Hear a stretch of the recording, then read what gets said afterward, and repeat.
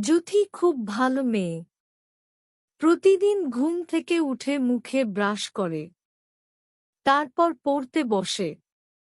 সেদিন খেলার সময় বাসার নিচে দেখে ছোট্ট একটি বিড়ালছানা। অনেক ক্ষুধার্ত সে। করুণ তার মুখ, কি সুন্দর করে তার দিকে তাকিয়ে আছে। জুথির মায় হল। সে বিড়ালছানাটি কোলে তুলে নিল, বাসায় এনে তাকে আগে খাবার দিল, তারপর তাকে গোসল করালো সাবান দিয়ে। বিড়ালছানার নাম দিল ছোটু। সেই থেকে জুথির পিছন পিছন ঘুরে ছোটু। ওরা বন্ধু হয়ে যায়। জুথি ঘুমাতে গেলে ওর কাছে গিয়ে ঘুমায়। খেতে বসলে ওর কাছে গিয়ে শান্ত হয়ে বসে থাকে। জুথি ওকে মাছ দেয়, মাংস দেয়। ছোটু চুপ চুপ করে খেয়ে নেয়।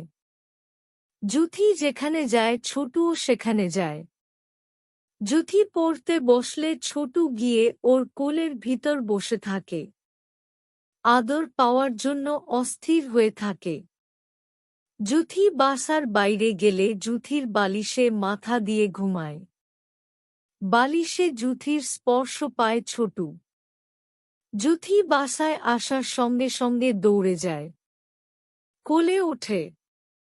আদর না দেয়া পর্যন্ত কাঁধের ওপর উঠে বসে থাকে। এমনি করে ওদের দুজনের মধ্যে বন্ধুত্ব হয়। জুথির মা তা দেখে মজা পান। তিনিও ছোটুকে আদর করেন। আস্তে আস্তে বাসার সবাই ছোটুকে আদর করা শুরু করে। ছোটু হয়ে ওঠে জুথির পরিবারের একজন।